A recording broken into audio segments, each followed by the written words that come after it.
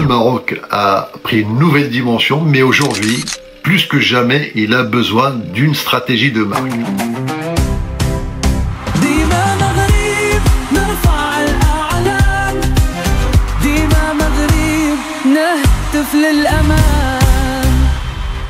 Eh bien les amis, ma dernière vidéo a déclenché quelque chose que je n'avais pas du tout anticipé. Il y a eu plus de 100 commentaires sur l'histoire du logo pour les Lions de l'Atlas. 90% d'entre vous m'ont soutenu et je les remercie chaleureusement. Certains ont émis des critiques, il en faut, et c'est ce qui permet de nourrir le débat. J'ai lu chaque mot et j'ai répondu à chacun de vos commentaires.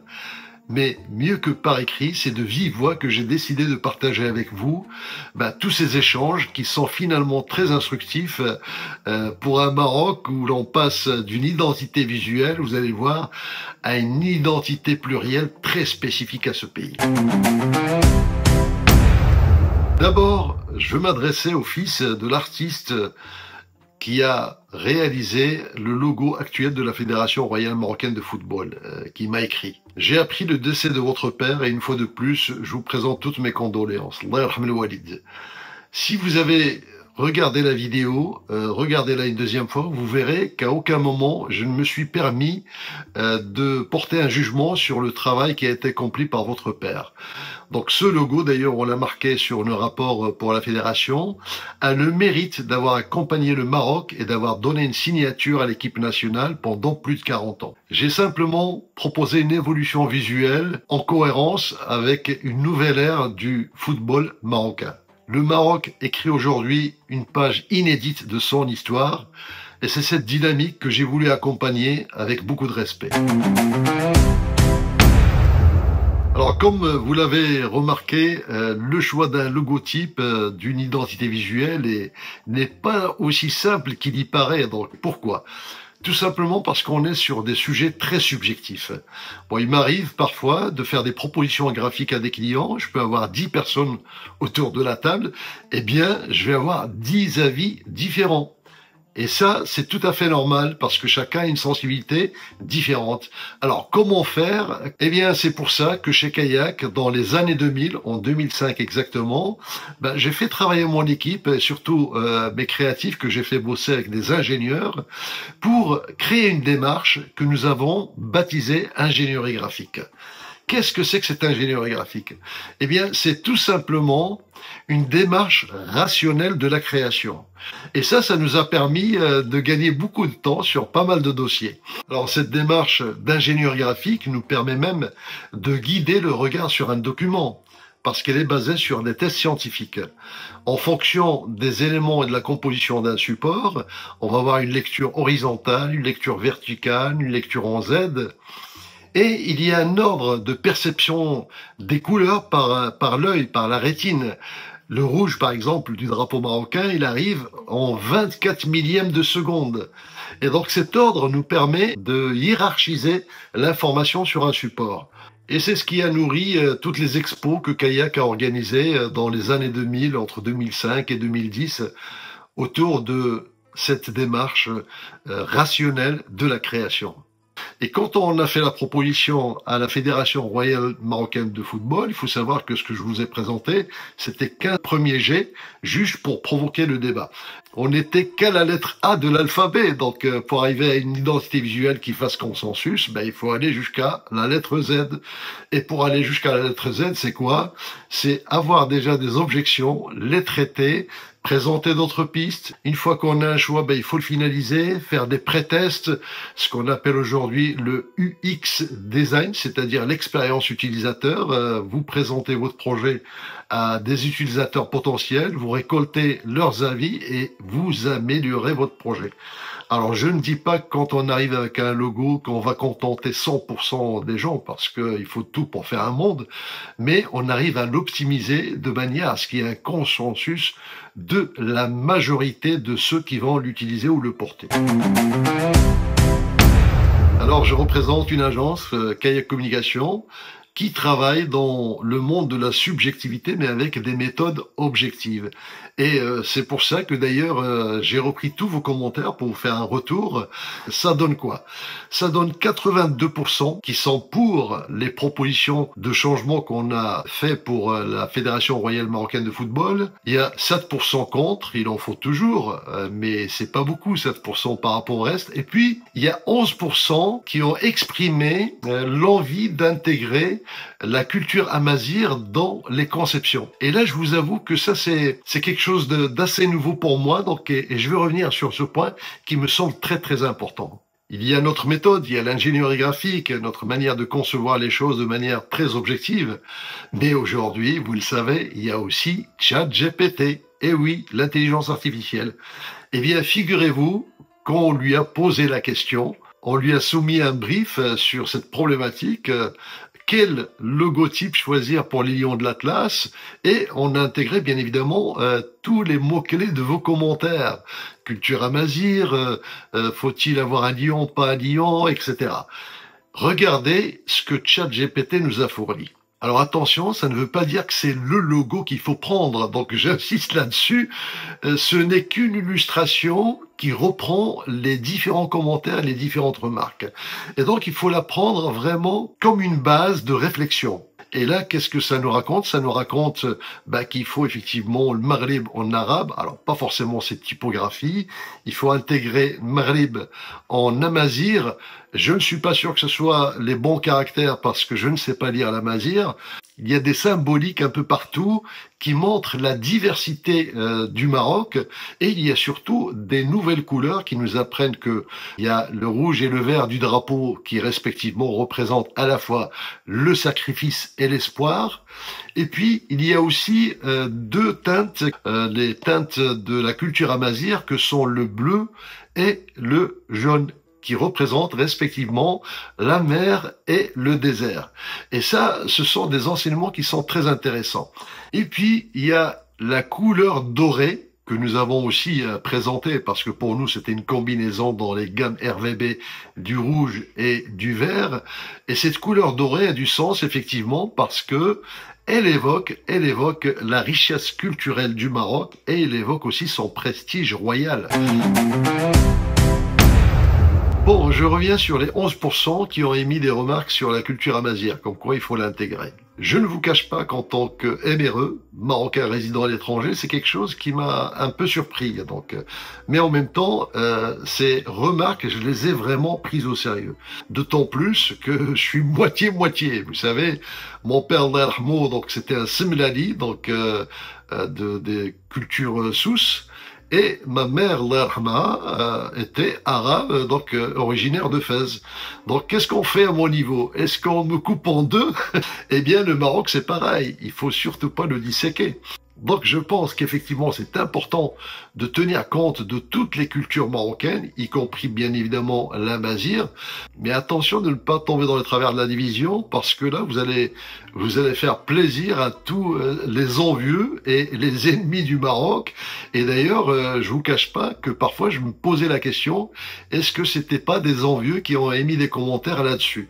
Je ne sais plus s'il faut dire Schleur, berbère, parce que moi j'ai des amis amazighs, j'ai jamais ressenti la moindre animosité à ce niveau-là. Donc je pense qu'il faut faire gaffe à ça.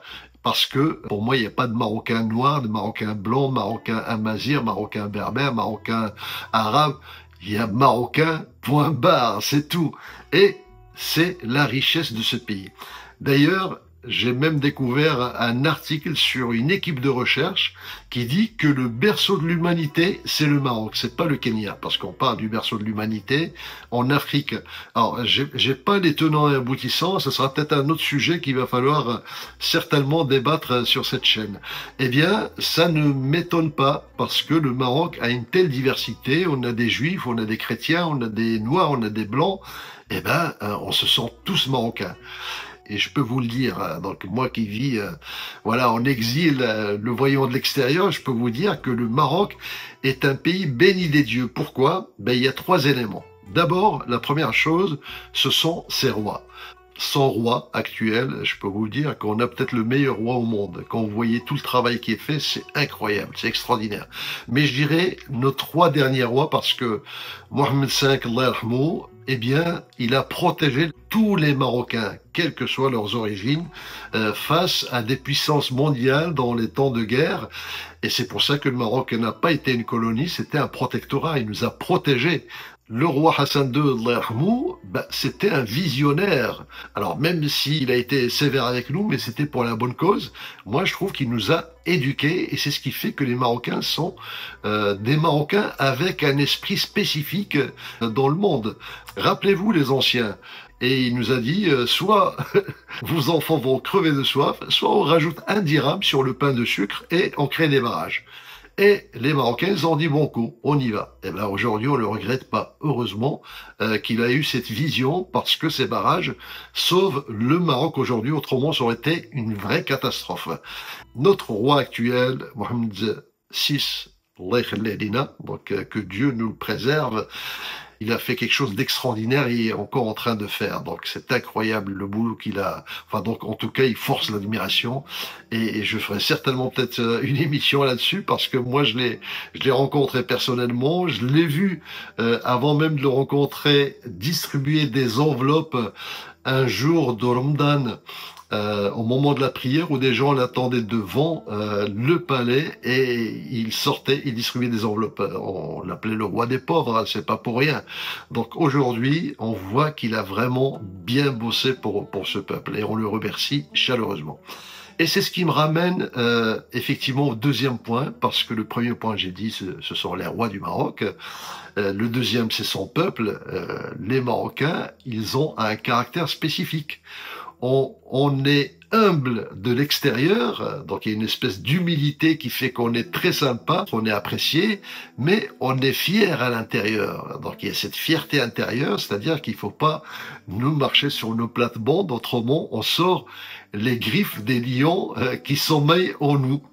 Et c'est ça, c'est comme ça que je décris le caractère marocain qui est unique au monde. 3e point, c'est ce lien sacré qu'il y a entre le peuple marocain et son roi. Ça, je peux vous dire que ça n'a rien à voir avec ce qu'on vit en Europe. Qualification historique pour le Maroc en quart de finale. Hakimi.